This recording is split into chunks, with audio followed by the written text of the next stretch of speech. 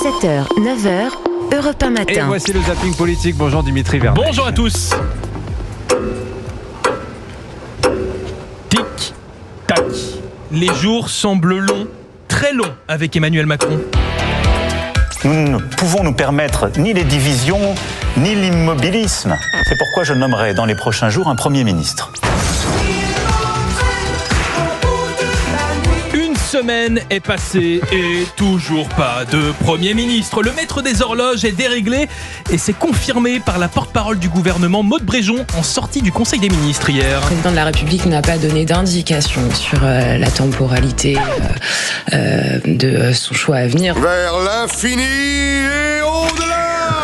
Vers l'infini et l'au-delà. Bon, sauf que sincèrement, on n'en peut plus d'attendre sur Europe 1. Alors ce qu'on a fait, c'est qu'on a été directement à la source. Cyril Hanouna, de 16h à 18h, a appelé le favori pour Matignon, François Bayrou.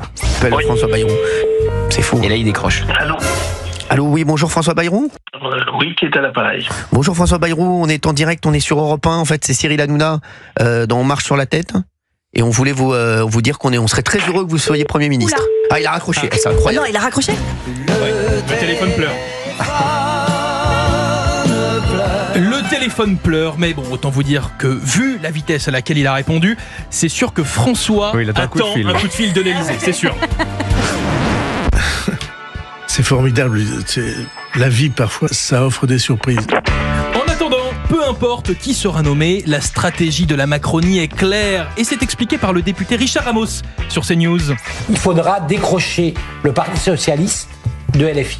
Voilà, c'est ça, c'est que ça l'enjeu. Stratégie qui porte déjà ses fruits. Olivier Faure et Emmanuel Bompard se sont envoyés 2-3 scuds, comme on dit hier sur BFM. J'ai une chose toute simple, c'est que plus Jean-Luc Mélenchon crie, moins on l'entend. Patati patala. Plus Olivier Faure parle, moins on le comprend. D'accord. Un marasme politique. Alors, est-ce que vous en doutez encore ? On continue. Voici la députée insoumise Ercilia Soudet.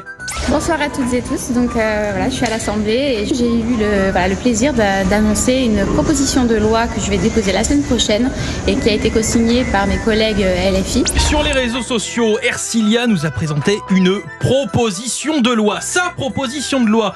Je le rappelle juste, on est en pleine crise politique. C'est une proposition de loi qui vise à créer cette catégorie des animaux liminaires dans le Code de l'environnement. Je préfère ne pas comprendre. Et à interdire les méthodes létales et cruelles à l'encontre des pigeons. Clientélisme électoral ou mauvais sens du timing, je vous laisse choisir. De toute façon, je crois qu'on ne peut plus rien faire de ces politiques. D'accord.